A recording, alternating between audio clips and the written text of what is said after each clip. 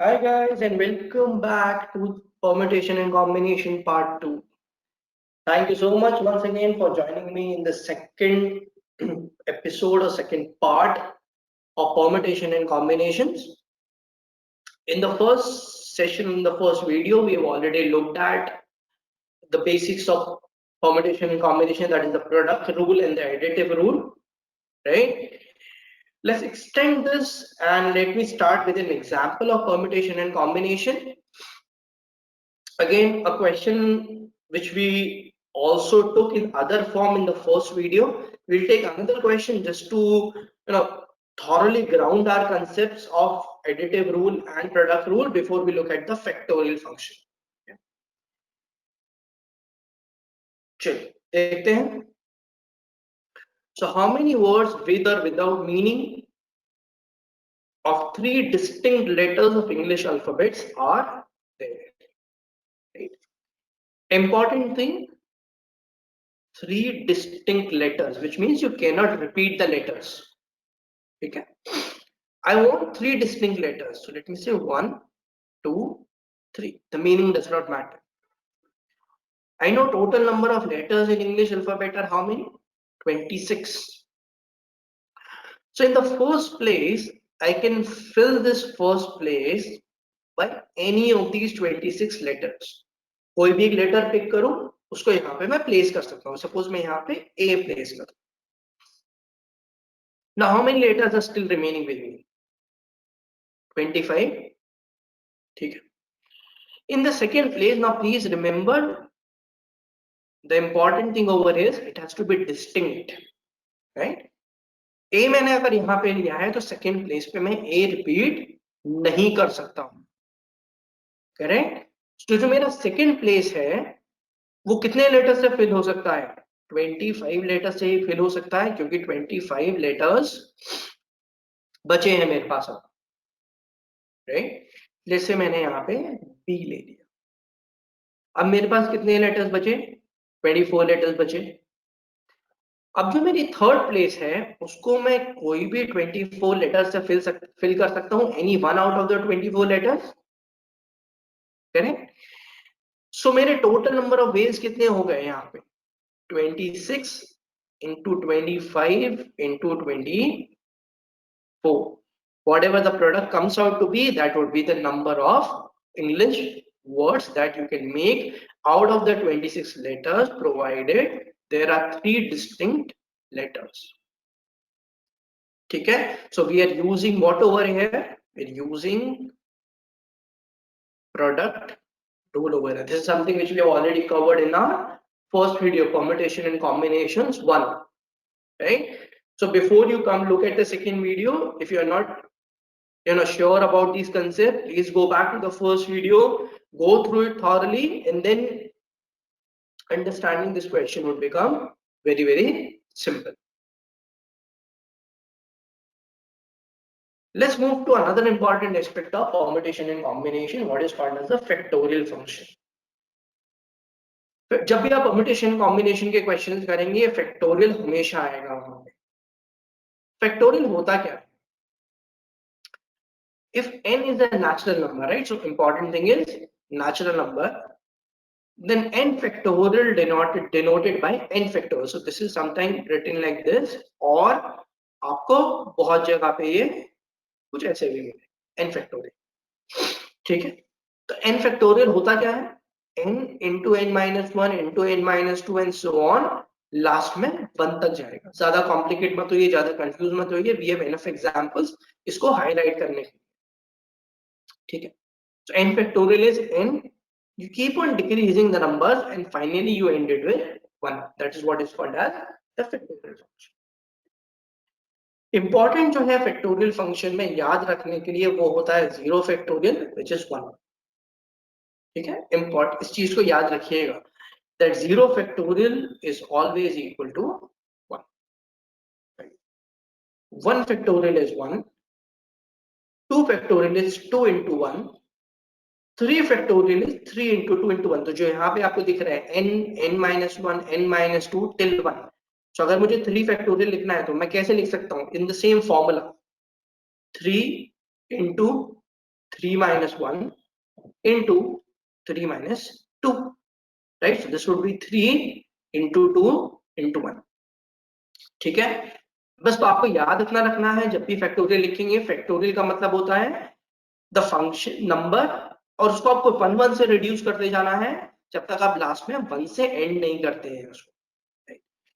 इसका एक इंपॉर्टेंट तरीका भी है इसको लिखने का, that helps you in lot of permutation and combination based question, जहां पे आप टर्म्स को कैंसिल कर सकते हैं न्यूमरेटर और डिनोमिनेटर। तो 3 फैक्टोरियल को मैं 3 into 2 फैक्टोरियल भी लिख सकता हूं, क्योंकि 2 फैक्टोरियल होता क्या है, 3 into 2 into 1, राइट? सो ये हो जाएगा मेरा 3 into 2 फैक्टोरियल। 4 फैक्टोरियल कैसे हो सकता है, 4 into 3 into 2 into 1, ये मेरा नॉर्मल तरीका है फैक्टोरियल लिखने का। या फिर मैं 4 into 3 फैक्टोरियल भी लिख सकता हूं, जो ये रिप्रेजेंटेशन आपको यहाँ पे दिखाई पड़ रहा है, because 3 factorial is what, ultimately 4 into 3 factorial क्या होगा, 3 into 2 into 1। या फिर मैं 4 into 3 into 2 फैक्टोरियल भी लिख सकता हूं इसको, बिकॉज 4 into 3 into 2 फैक्टोरियल क्या होगा, 2 into 1, right? Very important aspect, because in permutation and combination numerator और डिनोमिनेटर के टर्म कैंसिल करने में इस तरीके का फॉर्म आपको हेल्प करता है, so that you can actually reduce down a function. Otherwise your calculation will become very large if you are not able to reduce down the function.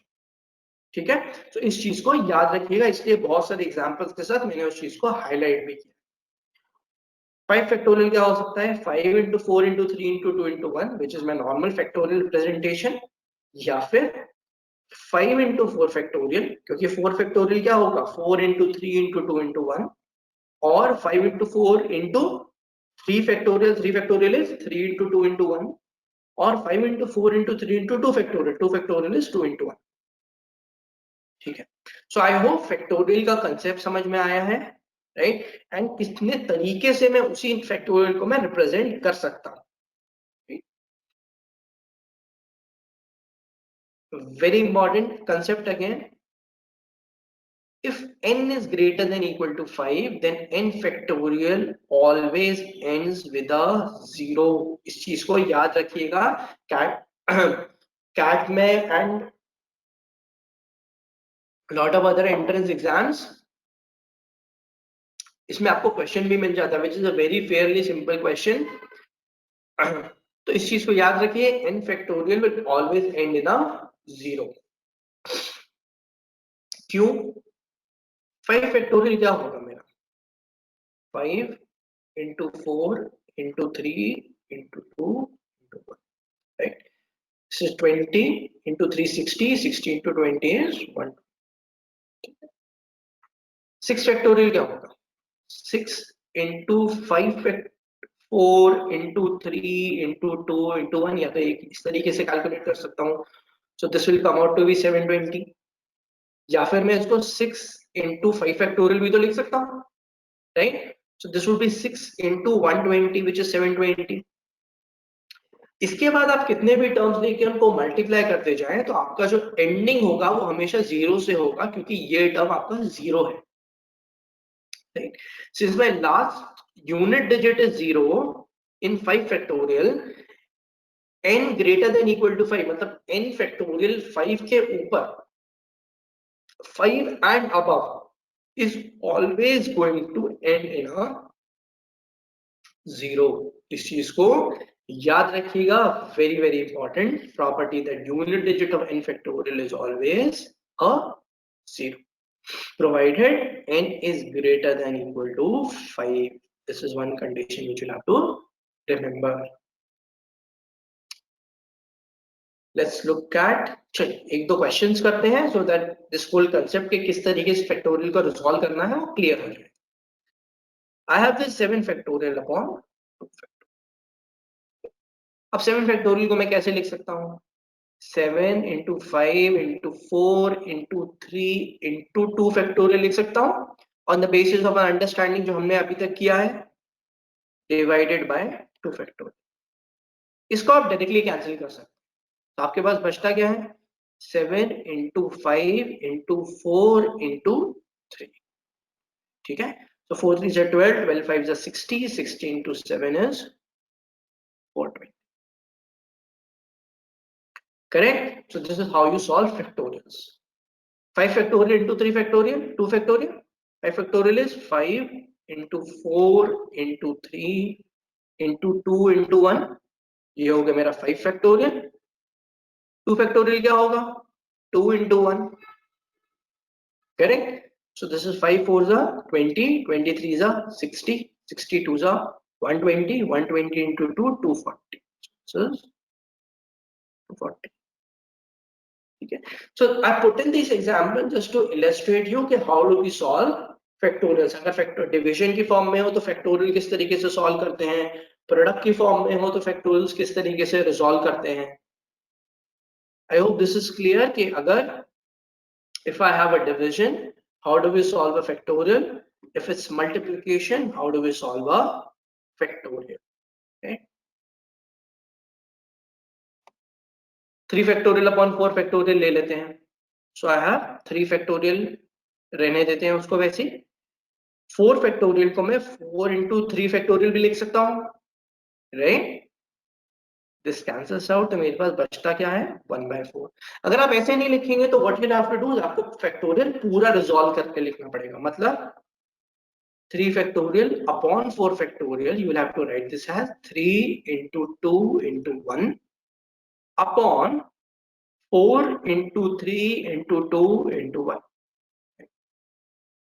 This cancels out. बचता क्या है आपके पास 1/4.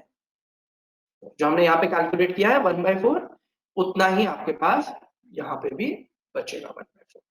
ठीक है. So solving this way is much faster as compared to writing down all the factorials and then solving.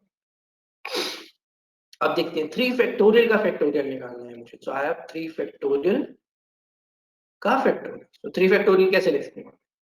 3 into 2 into 1, right? इसका factorial 3 into 2 कितना होता है 6 into 1 is 6, तो ये होगा मेरा 6 factorial. 6 factorial मतलब 6 into 5 into 4 into 3 into 2 into 1. इसको सॉल्व करेंगे आपको आपका आंसर मिल जाएगा. I hope factorials कैसे सॉल्व करते हैं that is clear through these very simple examples. Let's take one more. So I have 2 raised to the power 3 factorial. So 3 factorial को पहले सॉल्व कर लेंगे. 3 factorial क्या होगा 3 into 2 into 1.